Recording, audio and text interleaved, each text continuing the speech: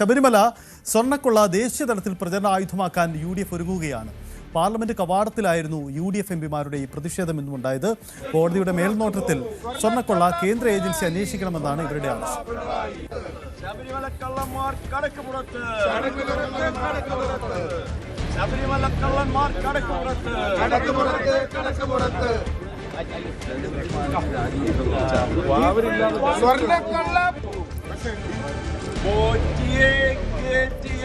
സ്വർണം ചെമ്പായി മാറ്റിയേ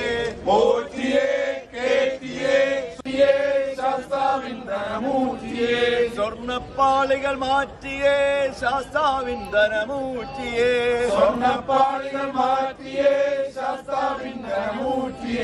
പോറ്റിയേ കേറ്റിയേ സ്വർണം ചെമ്പായി മാറ്റിയേ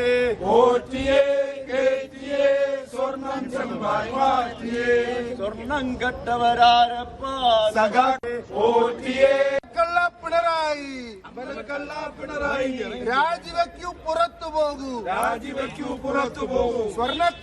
ശബരിമല സ്വർണ്ണക്കൊള്ളയുമായി ബന്ധപ്പെട്ട കേന്ദ്ര ഏജൻസി അന്വേഷിക്കണമെന്ന് ആവശ്യപ്പെട്ടുകൊണ്ടാണ് കേരളത്തിലുള്ള UDF പാർലമെന്റ് അംഗങ്ങൾ ഇന്ന് പാർലമെന്റ് മകർദോറിൽ ധർണ നടത്തിയത്.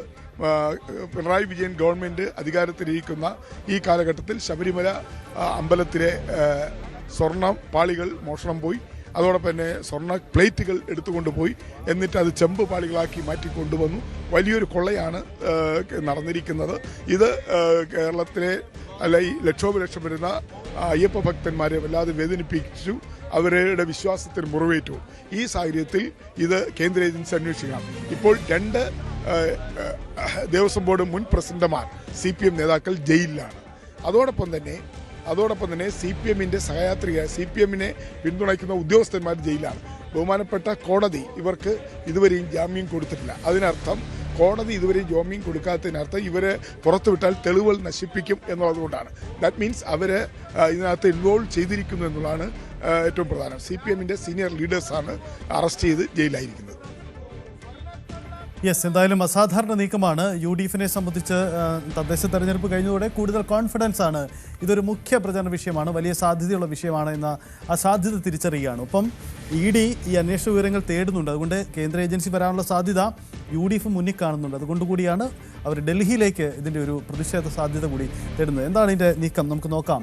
ER രാഗേഷ് നമുക്കൊപ്പം ചേരുന്നുണ്ട്. രാഗേഷ്, എന്തായാലും ദേശീയ തലത്തിൽ ഡൽഹിയിൽ കൂടി ഇത് ചർച്ചയാക്കുകയാണ്. തദ്ദേശ തെരഞ്ഞെടുപ്പ് നൽകുന്ന ഒരു ഊർജ്ജം UDF-ന് പൊതുവിലുണ്ട്. ED വരും എന്ന് മുന്നിൽ കണ്ടുകൂടിയാണോ UDF എംപിമാരുടെ നീക്കം?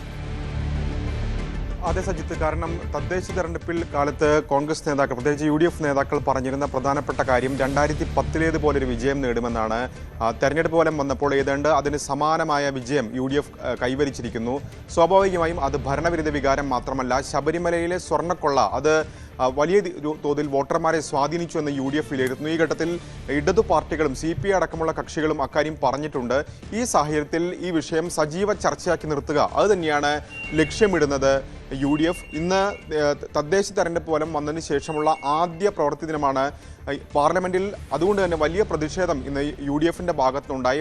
പാർലമെന്റ് കവാടത്തിലാണ് UDF എംപിമാർ പ്രതിഷേധിച്ചത്. കാരണം നേരത്തെ തന്നെ ശബരിമല വിഷയത്തിലൊക്കെ തന്നെ UDF കൈക്കൊണ്ടിരുന്ന, UDF സ്വീകരിച്ച നിലപാട് SIT അന്വേഷണം ഇപ്പോൾ കാര്യക്ഷമമായി നടക്കുന്നില്ല എന്നുള്ളതാണ്. കാരണം ആദ്യഘട്ടത്തിൽ പത്മകുമാർ വരെയുള്ള നേതാക്കളുടെ അറസ്റ്റ് ഉണ്ടായി. പക്ഷേ അതിനുശേഷം കൂടുതൽ നേതാക്കളിലേക്ക്, ഉന്നതരിലേക്ക് അന്വേഷണം പോകുന്നില്ല എന്ന ആരോപണം UDF ഉന്നയിച്ചിരുന്നു. പ്രതിപക്ഷ നേതാവ് അടക്കമുള്ളവർ ഉന്നയിച്ചിരുന്നു. പ്രത്യേകിച്ച് കടകംപള്ളി സുരേന്ദ്രൻ്റെ അടക്കമുള്ള ഓഫീസിലേക്കുള്ള അന്വേഷണം പോകാതിരിക്കാനുള്ള പ്രധാനപ്പെട്ട കാരണം മുഖ്യമന്ത്രിയുടെ ഓഫീസിൻ്റെ ഇടപെടലാണെന്ന ആരോപണമാണ് ഉന്നയിച്ചിരുന്നത്.